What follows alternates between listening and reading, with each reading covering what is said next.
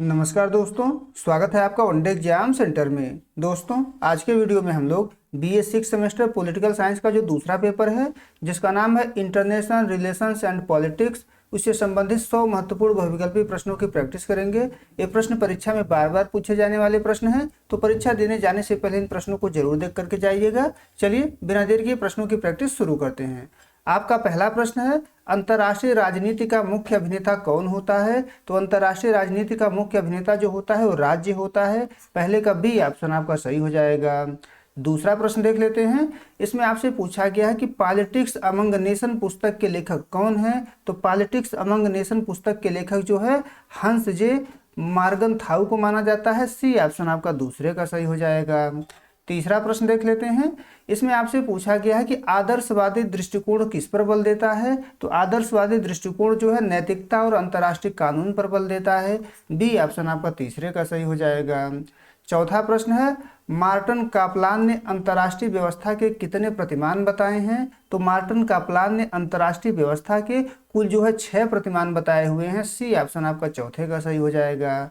पांचवा प्रश्न देख लेते हैं।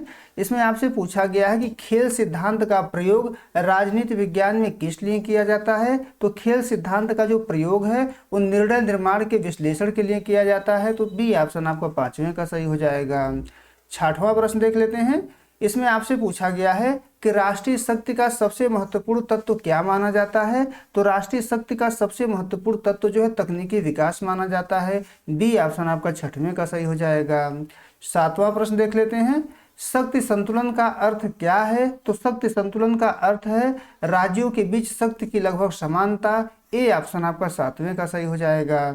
आगे बढ़ते हैं। आठवां प्रश्न देख लेते हैं। सामूहिक सुरक्षा का विचार किस पर आधारित है? तो सामूहिक सुरक्षा का जो विचार है एक सबके लिए सब एक के लिए पर आधारित है। बी ऑप्शन आपका आठवें का सही हो जाएगा। आगे बढ़ते हैं। नौवां प्रश्न देख लेते हैं। राष्ट्रीय हित की रक्षा के लिए अपनाया जाने वाला साधन क्या है? तो राष्ट्रीय हित की रक्षा के लिए कूटनीति, आर्थिक सहायता, प्रचार सभी को अपनाया जाता है। डी ऑप्शन आपका सही हो जाएगा, उपरोक्त सभी। 10वां प्रश्न देख लेते हैं। कूटनीति का मुख्य कार्य क्या है? तो कूटनीति का मुख्य कार्य होता है संधि और वार्ता करना। बी ऑप्शन आपका 10वें का सही हो जाएगा। 11 नंबर प्रश्न है, संयुक्त राष्ट्र संघ की स्थापना कब हुई थी? तो संयुक्त राष्ट्र संघ की जो स्थापना है वो 24 अक्टूबर 1945 को हुआ था। ए ऑप्शन आपका 11 का सही हो जाएगा। 12 नंबर प्रश्न देख लेते हैं।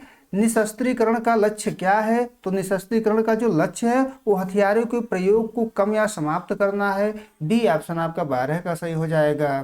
13 नंबर प्रश्न देख लेते हैं। परमाणु अप्रसार संधि किस वर्ष हस्ताक्षरित हुई थी? तो परमाणु अप्रसार संधि जो है 1968 में हस्ताक्षरित हुई थी। बी ऑप्शन आपका 13 का सही हो जाएगा। आगे बढ़ते हैं। 14 नंबर प्रश्न देख लेते हैं। इसमें आपसे पूछा गया है कि प्रथम विश्व युद्ध कब शुरू हुआ था? तो प्रथम विश्व युद्ध जो है 1914 में शुरू हुआ था। ए ऑप्शन आपका 14 का सही हो जाएगा। 15 नंबर प्रश्न है, द्वितीय विश्व युद्ध के दौरान किन दो गुटों के बीच संघर्ष हुआ था? तो द्वितीय विश्व युद्ध के दौरान जो है मित्र राष्ट्र और ध्रुवीय राष्ट्रों के बीच संघर्ष हुआ था। ए ऑप्शन आपका 15 का सही हो जाएगा। 16 नंबर प्रश्न है, शीत युद्ध का संबंध किन दो देशों से है? तो शीत युद्ध का जो संबंध है वो अमेरिका और सोवियत संघ से माना जाता है। बी ऑप्शन आपका 16 का सही हो जाएगा। 17 नंबर प्रश्न है, वार्सा पैक्ट का नेतृत्व किसने किया था? तो वार्सा पैक्ट का नेतृत्व जो है सोवियत संघ के द्वारा किया गया था। सी ऑप्शन आपका 17 का सही हो जाएगा। 18 नंबर प्रश्न देख लेते हैं। नाटो की स्थापना किस वर्ष हुई? तो नाटो की स्थापना जो है 1949 में हुई थी। बी ऑप्शन आपका 18 का सही हो जाएगा। 19 नंबर प्रश्न देख लेते हैं। भारतीय विदेश नीति का मुख्य आधार क्या है? तो भारतीय विदेश नीति का मुख्य आधार है गुटनिरपेक्षता। बी ऑप्शन आपका 19 का सही हो जाएगा। 20 नंबर प्रश्न है, पंचशील समझौता किन दो देशों के बीच हुआ था? तो पंचशील समझौता जो था वो भारत और चीन के बीच हुआ था। डी ऑप्शन आपका 20वें का सही हो जाएगा। 21 नंबर प्रश्न है, सार्क की स्थापना कब हुई थी? तो सार्क की स्थापना 1985 में हुई थी। बी ऑप्शन आपका 21 का सही हो जाएगा। 22 नंबर प्रश्न है, आसियान का मुख्य उद्देश्य क्या है? तो आसियान का मुख्य उद्देश्य है क्षेत्रीय आर्थिक सहयोग बढ़ाना। बी ऑप्शन आपका 22 का सही हो जाएगा। 23 नंबर प्रश्न है, ब्रिक्स में कौन सा देश शामिल नहीं है? तो ब्रिक्स में जो है जापान शामिल नहीं है। डी ऑप्शन आपका 23 का सही हो जाएगा। 24 नंबर प्रश्न है, बिम्स्टेक का सचिवालय कहाँ स्थित है? तो बिम्स्टेक का सचिवालय जो है ढाका में स्थित है। बी ऑप्शन आपका 24 का सही हो जाएगा। 25 नंबर प्रश्न है, लुक ईस्ट नीति को एक्ट ईस्ट में किसने बदला? तो लुक ईस्ट नीति को एक्ट ईस्ट में जो है नरेंद्र मोदी के द्वारा बदला गया है। डी ऑप्शन आपका 25 का सही हो जाएगा। 26 नंबर प्रश्न है, ब्रिटेन वुड्स सम्मेलन के दौरान किन दो संस्थाओं का जन्म हुआ? तो ब्रिटेन वुड्स सम्मेलन के दौरान जिन दो संस्थाओं का जन्म हुआ था वो है IMF और विश्व बैंक। बी ऑप्शन आपका 26 का सही हो जाएगा। आगे बढ़ते हैं, 27 नंबर प्रश्न देख लेते हैं। विश्व व्यापार संगठन ने किसका स्थान लिया? तो विश्व व्यापार संगठन ने गैट का स्थान लिया था। बी ऑप्शन आपका 27 का सही हो जाएगा। 28 नंबर प्रश्न है, उत्तर दक्षिण संवाद किनके बीच का संवाद है? तो उत्तर दक्षिण संवाद जो है विकसित और विकासशील देशों के बीच का संवाद है। ए ऑप्शन आपका 28 का सही हो जाएगा। 29 नंबर प्रश्न है, वैश्वीकरण का अर्थ क्या है? तो वैश्वीकरण का अर्थ है अर्थव्यवस्था का विश्व बाजार से जुड़ाव। ए ऑप्शन आपका 29 का सही हो जाएगा। आगे बढ़ते हैं, 30 नंबर प्रश्न है, वैश्वीकरण के दौर में राज्यों की संप्रभुता पर क्या प्रभाव पड़ा है? तो वैश्वीकरण के दौर में राज्यों की संप्रभुता जो है सीमित हुई है। बी ऑप्शन आपका 30वें का सही हो जाएगा। 31 नंबर प्रश्न है, बहुध्रुवीय विश्व से क्या तात्पर्य है? तो बहुध्रुवीय विश्व से तात्पर्य है विश्व में कई शक्ति केंद्रों का होना। सी ऑप्शन आपका 31 का सही हो जाएगा। 32 नंबर प्रश्न है, अंतर्राष्ट्रीय राजनीति में नव यथार्थवाद का जनक किसे माना जाता है? तो अंतर्राष्ट्रीय राजनीति में नव यथार्थवाद का जनक जो है केनेथ वाल्टज को माना जाता है। बी ऑप्शन आपका 32 का सही हो जाएगा। आगे बढ़ते हैं, 33 नंबर प्रश्न देख लेते हैं। इतिहास का अंत का विचार किसने दिया? तो इतिहास के अंत का जो विचार है वो फ्रांसिस फुकुयामा के द्वारा दिया गया था। ए ऑप्शन आपका 33 का सही हो जाएगा। 34 नंबर प्रश्न देख लेते हैं, सभ्यताओं का टकराव के प्रतिपादक कौन है? तो सभ्यताओं का टकराव के प्रतिपादक जो है सैमुअल पी हंटिंगटन है। बी ऑप्शन आपका 34 का सही हो जाएगा। 35 नंबर प्रश्न देख लेते हैं, सीमा पार आतंकवाद भारत के लिए किस देश के संदर्भ में बड़ी समस्या है? तो पाकिस्तान के संदर्भ में बड़ी समस्या है। सी ऑप्शन आपका 35 का सही हो जाएगा। 36 नंबर प्रश्न देख लेते हैं, अंतर्राष्ट्रीय राजनीति में गैर राज्य अभिनेता कौन है? तो अंतर्राष्ट्रीय राजनीति में गैर राज्य अभिनेता जो है संयुक्त राष्ट्र, बहुराष्ट्रीय कंपनियां, आतंकवादी संगठन, ये सभी हैं। तो डी ऑप्शन आपका सही हो जाएगा, उपरोक्त सभी। 37 नंबर प्रश्न है, मानवाधिकारों की सार्वभौमिक घोषणा कब की गई? तो मानवाधिकारों की सार्वभौमिक घोषणा जो है 10 दिसंबर 1948 को की गई थी। ए ऑप्शन आपका 37 का सही हो जाएगा।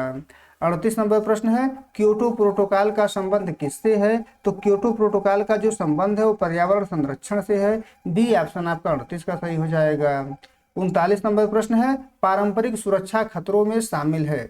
कौन जो है पारंपरिक सुरक्षा खतरों में शामिल है? तो सैन्य हमला जो है पारंपरिक सुरक्षा खतरों में शामिल है। ए ऑप्शन आपका 39 का सही हो जाएगा। 40 नंबर प्रश्न देख लेते हैं, गैर पारंपरिक सुरक्षा खतरों में किसे रखा जाता है? तो गैर पारंपरिक सुरक्षा खतरों में साइबर सुरक्षा और खाद्य सुरक्षा को रखा जाता है। सी ऑप्शन आपका 40 का सही हो जाएगा। 41 नंबर प्रश्न है, दक्षिण एशिया में सबसे बड़ा देश कौन सा है? तो दक्षिण एशिया में सबसे बड़ा देश भारत है। सी ऑप्शन आपका 41 का सही हो जाएगा।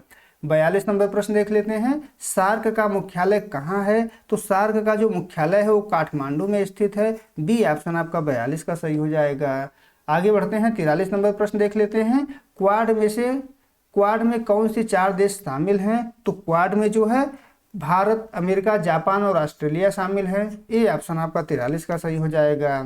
44 नंबर प्रश्न देख लेते हैं, भारत की पश्चिम एशिया नीति का मुख्य घटक क्या है? तो भारत की पश्चिम एशिया नीति का जो मुख्य घटक है वो ऊर्जा सुरक्षा और प्रवासी भारतीय है। बी ऑप्शन आपका 44 का सही हो जाएगा। 45 नंबर प्रश्न देख लेते हैं, गुट निरपेक्ष आंदोलन का जनक किसे माना जाता है? तो गुट निरपेक्ष आंदोलन का जनक जो है नेहरू, नासिर और टीटो को माना जाता है। ए ऑप्शन आपका 45 का सही हो जाएगा। 46 नंबर प्रश्न है, नई विश्व व्यवस्था शब्द का प्रयोग शीत युद्ध के बाद किसने किया? तो नई विश्व व्यवस्था शब्द का जो प्रयोग है, नई विश्व व्यवस्था शब्द का जो प्रयोग है वो जॉर्ज बुश के द्वारा किया गया था। बी ऑप्शन आपका 46 का सही हो जाएगा। 47 नंबर प्रश्न देख लेते हैं, भारत चीन युद्ध किस वर्ष हुआ था? तो भारत चीन युद्ध जो है 1962 में हुआ था। बी ऑप्शन आपका 47 का सही हो जाएगा। 48 नंबर प्रश्न है, बांग्लादेश का उदय किस वर्ष हुआ? तो बांग्लादेश का उदय जो है 1971 में हुआ। बी ऑप्शन आपका 48 का सही हो जाएगा। 49 नंबर प्रश्न है सोवियत संघ का विघटन किस वर्ष हुआ? तो सोवियत संघ का जो विघटन है वो जो है 1991 में हुआ था। सी ऑप्शन आपका 49 का सही हो जाएगा। 50 नंबर प्रश्न देख लेते हैं। इसमें आपसे पूछा गया है कि दक्षिण दक्षिण सहयोग का अर्थ है। तो दक्षिण दक्षिण सहयोग का अर्थ है विकासशील देशों के बीच आपसी सहयोग। बी ऑप्शन आपका 50 का सही हो जाएगा। 51 नंबर प्रश्न है अंतर्राष्ट्रीय राजनीति के अध्ययन का सबसे पुराना दृष्टिकोण कौन सा है? तो अंतर्राष्ट्रीय राजनीति के अध्ययन का सबसे पुराना दृष्टिकोण जो है आदर्शवाद है। बी ऑप्शन आपका 51 का सही हो जाएगा। 52 नंबर प्रश्न है यथार्थवाद के अनुसार अंतर्राष्ट्रीय राजनीति का अंतिम लक्ष्य क्या है? तो यथार्थवाद के अनुसार अंतर्राष्ट्रीय राजनीति का जो अंतिम लक्ष्य है वो शक्ति है। बी ऑप्शन आपका 52 का सही हो जाएगा। 53 नंबर प्रश्न देख लेते हैं निर्णय निर्माण सिद्धांत से कौन जुड़े हैं? तो निर्णय निर्माण सिद्धांत से जो है स्नाइडर जुड़े हुए हैं। ए ऑप्शन आपका 53 का सही हो जाएगा। 54 नंबर प्रश्न देख लेते हैं बैलेंस ऑफ टेरर शब्द का किससे संबंधित है? तो बैलेंस ऑफ टेरर जो शब्द है ये जो है परमाणु हथियारों के युग से संबंधित है। बी ऑप्शन आपका 54 का सही हो जाएगा। आगे बढ़ते हैं 55 नंबर प्रश्न देख लेते हैं। इसमें आपसे पूछा गया है कि विदेश नीति का मुख्य निर्धारक तत्व क्या है? तो विदेश नीति का मुख्य निर्धारक तत्व जो है भौगोलिक स्थिति, विचारधारा और आर्थिक हित है। डी ऑप्शन आपका सही हो जाएगा ये सभी। 56 नंबर प्रश्न है संयुक्त राष्ट्र संघ का मुख्य प्रशासनिक अधिकारी कौन होता है? तो संयुक्त राष्ट्र संघ का मुख्य प्रशासनिक अधिकारी जो है महासचिव होता है। सी ऑप्शन आपका 56 का सही हो जाएगा। 57 नंबर प्रश्न है सुरक्षा परिषद के स्थायी सदस्यों की संख्या कितनी है? तो सुरक्षा परिषद के स्थायी सदस्यों की संख्या कुल 5 है। ए ऑप्शन आपका 57 का सही हो जाएगा। 58 नंबर प्रश्न है वीटो पावर किसे प्राप्त है? तो वीटो जो पावर है वो सुरक्षा परिषद के स्थायी सदस्यों को प्राप्त है। बी ऑप्शन आपका 58 का सही हो जाएगा। 59 नंबर प्रश्न है अंतर्राष्ट्रीय न्यायालय कहाँ स्थित है? तो अंतर्राष्ट्रीय न्यायालय जो है नीदरलैंड के हेग में स्थित है। सी ऑप्शन आपका 59 का सही हो जाएगा। 60 नंबर प्रश्न है ग्लोबल वार्मिंग अंतर्राष्ट्रीय राजनीति का कैसा विषय है? तो ग्लोबल वार्मिंग जो है अंतर्राष्ट्रीय राजनीति का पर्यावरणीय राजनीति का विषय है। बी ऑप्शन आपका 60 का सही हो जाएगा। 61 नंबर प्रश्न है चीन के बढ़ते प्रभुत्व ने विश्व को कैसा बनाया है? तो चीन के बढ़ते प्रभुत्व ने विश्व को बहुध्रुवीयता की ओर अग्रसर बनाया है। सी ऑप्शन आपका 61 का सही हो जाएगा। 62 नंबर प्रश्न देख लेते हैं भारत ने अपना पहला परमाणु परीक्षण कब किया था? तो भारत ने अपना पहला परमाणु परीक्षण 1974 में किया था। ए ऑप्शन आपका 62 का सही हो जाएगा। 63 नंबर प्रश्न है शिमला समझौता किनके बीच हुआ था? तो शिमला समझौता जो था वो जो है इंदिरा गांधी और जुल्फिकार अली भुट्टो के बीच हुआ था। ए ऑप्शन आपका 63 का सही हो जाएगा। 64 नंबर प्रश्न देख लेते हैं कारगिल युद्ध किस वर्ष हुआ? तो कारगिल जो युद्ध था वो 1999 में हुआ था। सी ऑप्शन आपका 64 का सही हो जाएगा। 65 नंबर प्रश्न देख लेते हैं विश्व बैंक का मुख्यालय कहाँ है? तो विश्व बैंक का मुख्यालय जो है वाशिंगटन डीसी में स्थित है। बी ऑप्शन आपका 65 का सही हो जाएगा। 66 नंबर प्रश्न है अंतर्राष्ट्रीय मुद्रा कोष का मुख्य कार्य क्या है? तो अंतर्राष्ट्रीय मुद्रा कोष का मुख्य कार्य है सदस्य देशों को वित्तीय सहायता प्रदान करना। बी ऑप्शन आपका 66 का सही हो जाएगा। 67 नंबर प्रश्न देख लेते हैं नियो की मांग किसने की थी? तो नियो जिसको न्यू इंटरनेशनल इकोनॉमिक ऑर्डर कहा जाता है इसकी जो मांग है वो विकासशील देशों के द्वारा किया गया था जिसको तीसरी दुनिया के देश कहा जाता है। बी ऑप्शन आपका 67 का सही हो जाएगा। 68 नंबर प्रश्न है मानवाधिकार दिवस कब मनाया जाता है? तो मानवाधिकार दिवस जो है प्रतिवर्ष 10 दिसंबर को मनाया जाता है। सी ऑप्शन आपका 68 का सही हो जाएगा। 69 नंबर प्रश्न देख लेते हैं सतत विकास का क्या अर्थ है? तो सतत विकास का अर्थ है भविष्य की पीढ़ियों को ध्यान में रखकर विकास। बी ऑप्शन आपका 69 का सही हो जाएगा। 70 नंबर प्रश्न है दक्षिण पूर्व एशियाई देशों का संगठन कौन सा है? तो दक्षिण पूर्व एशियाई देशों का जो संगठन है वो आसियान है। बी ऑप्शन आपका 70 का सही हो जाएगा। 71 नंबर प्रश्न है यूरोपीय संघ की मुद्रा क्या है? तो यूरोपीय संघ की जो मुद्रा है वो यूरो है। सी ऑप्शन आपका 71 का सही हो जाएगा। आगे बढ़ते हैं 72 नंबर प्रश्न देख लेते हैं स्ट्रेटेजिक पार्टनरशिप यानी कि रणनीतिक साझेदारी का क्या उद्देश्य है? तो रणनीतिक साझेदारी का उद्देश्य रक्षा और तकनीकी में दीर्घकालिक सहयोग। बी ऑप्शन आपका 72 का सही हो जाएगा। 73 नंबर प्रश्न है भारत की नेबरहुड फर्स्ट नीति का क्या अर्थ है? तो भारत की नेबरहुड फर्स्ट नीति का जो अर्थ है पड़ोसियों को प्राथमिकता देना है। बी ऑप्शन आपका 73 का सही हो जाएगा। 74 नंबर प्रश्न है सॉफ्ट पावर शब्दावली का प्रयोग किसने किया? तो सॉफ्ट पावर शब्दावली का जो प्रयोग है, सॉफ्ट पावर शब्दावली का जो प्रयोग है वो जोसेफ ने के द्वारा किया गया था। ये ऑप्शन आपका 74 का सही हो जाएगा। आगे बढ़ते हैं, 75 नंबर प्रश्न देख लेते हैं। परमाणु और प्रसार के क्षेत्र में सीटीबीटी का पूर्ण रूप क्या है? तो सीटीबीटी का पूर्ण रूप है comprehensive nuclear test ban treaty. B option आपका 75 का सही हो जाएगा। 76 नंबर प्रश्न है अंतर्राष्ट्रीय राजनीति में अराजकता का अर्थ है? तो अंतर्राष्ट्रीय राजनीति में अराजकता का अर्थ होता है विश्व सरकार का अभाव। सी ऑप्शन आपका 76 का सही हो जाएगा। 77 नंबर प्रश्न है ग्लोबल साउथ शब्द किसके लिए प्रयोग होता है? तो ग्लोबल साउथ शब्द जो है वो विकासशील और गरीब देशों के लिए प्रयोग होता है। बी ऑप्शन आपका 77 का सही हो जाएगा। आगे बढ़ते हैं, 78 नंबर प्रश्न देख लेते हैं। भारत अमेरिका परमाणु समझौता किस वर्ष हुआ? तो भारत अमेरिका परमाणु समझौता जो है 2008 में हुआ था। ए ऑप्शन आपका 78 का सही हो जाएगा। 79 नंबर प्रश्न देख लेते हैं। गुट निरपेक्षता का अर्थ क्या है? तो गुट निरपेक्षता का अर्थ है किसी भी सैन्य गुट में शामिल न होना। बी ऑप्शन आपका 79 का सही हो जाएगा।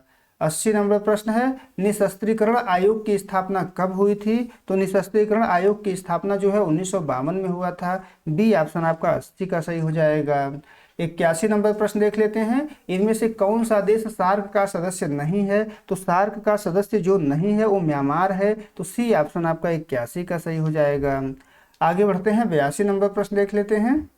भारत की विदेश नीति के निर्धारक तत्वों में शामिल है? तो भारत की विदेश नीति के निर्धारक में जो शामिल है वो ऐतिहासिक परंपराएं, भौगोलिक स्थिति और राष्ट्रीय हित है। तो डी ऑप्शन आपका सही हो जाएगा ये सभी। 83 नंबर प्रश्न है 20वीं शताब्दी के अंतर्राष्ट्रीय संबंधों की मुख्य विशेषता थी? तो 20वीं शताब्दी की अंतर्राष्ट्रीय संबंधों की जो मुख्य विशेषता थी वो विश्व युद्ध, शीत युद्ध, उपनिवेशवाद का अंत। तो डी ऑप्शन आपका सही हो जाएगा उपरोक्त सभी। 84 नंबर प्रश्न है अंतर्राष्ट्रीय संबंधों में विचारधारा का अंत किसने कहा? तो विचारधारा का अंत जो है डैनियल बेल के द्वारा कहा गया। ए ऑप्शन आपका 84 का सही हो जाएगा। 85 नंबर प्रश्न है शॉक थेरेपी का संबंध किस देश की अर्थव्यवस्था से था? तो शॉक थेरेपी का जो संबंध है वो सोवियत संघ यानी रूस की अर्थव्यवस्था से था। बी ऑप्शन आपका 85 का सही हो जाएगा। 86 नंबर प्रश्न है अंतर्राष्ट्रीय राजनीति में शक्ति का अर्थ है? तो अंतर्राष्ट्रीय राजनीति में शक्ति का अर्थ है दूसरों के व्यवहार को नियंत्रित करने की क्षमता। ए ऑप्शन आपका 86 का सही हो जाएगा।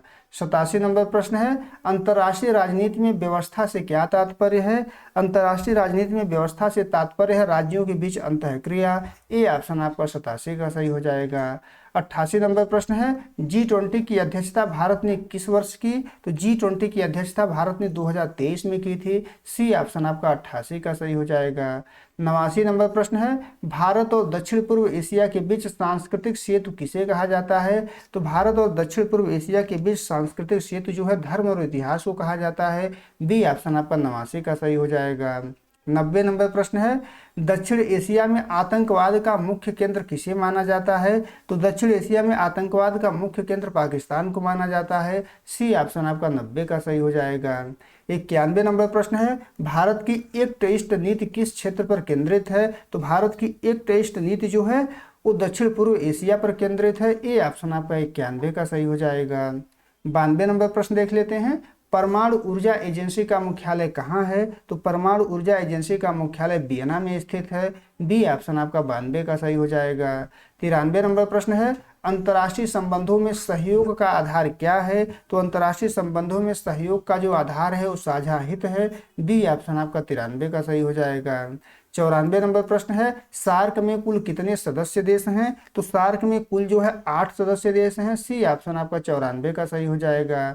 95 नंबर प्रश्न है भारत पाकिस्तान के बीच ताशकंद समझौता कब हुआ था? तो भारत और पाकिस्तान के बीच ताशकंद समझौता जो है 1966 में हुआ था। बी ऑप्शन आपका 95 का सही हो जाएगा। 96 नंबर प्रश्न देख लेते हैं कौटिल्य ने अंतर्राष्ट्रीय संबंधों के लिए कौन सा सिद्धांत दिया? तो कौटिल्य ने अंतर्राष्ट्रीय संबंधों के लिए जो है मंडल सिद्धांत दिया। बी ऑप्शन आपका 96 का सही हो जाएगा। 97 नंबर प्रश्न देख लेते हैं वैश्विक गांव की अवधारणा किसने दी? तो वैश्विक गांव की जो अवधारणा है वो मार्शल मैक्लुहान के द्वारा दिया गया। ए ऑप्शन आपका 97 का सही हो जाएगा। 98 नंबर प्रश्न है, अंतर्राष्ट्रीय संबंधों में लिंग की राजनीति किस पर आधारित है? तो लिंग की जो राजनीति है वो नारीवादी दृष्टिकोण पर आधारित है। ए ऑप्शन आपका 98 का सही हो जाएगा। 99 नंबर प्रश्न है, नई अंतर्राष्ट्रीय आर्थिक व्यवस्था का नारा कब दिया गया? तो नई अंतर्राष्ट्रीय आर्थिक व्यवस्था का जो नारा था वो 1973 में दिया गया। सी ऑप्शन आपका सही हो जाएगा। आगे बढ़ते हैं, 100 नंबर प्रश्न देख लेते हैं।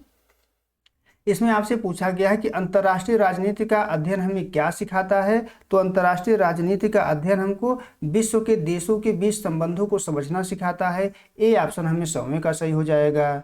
उम्मीद है दोस्तों आपको ये वीडियो पसंद आया होगा। अगर वीडियो अच्छी लगी तो हमारे चैनल को सब्सक्राइब कर लीजिए, वीडियो को लाइक और शेयर कर दीजिए। बहुत बहुत धन्यवाद।